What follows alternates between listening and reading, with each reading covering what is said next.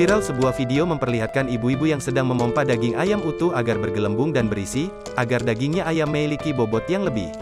Video tersebut viral di media-media sosial dan diunggah oleh akun Instagram Fakta Kamera.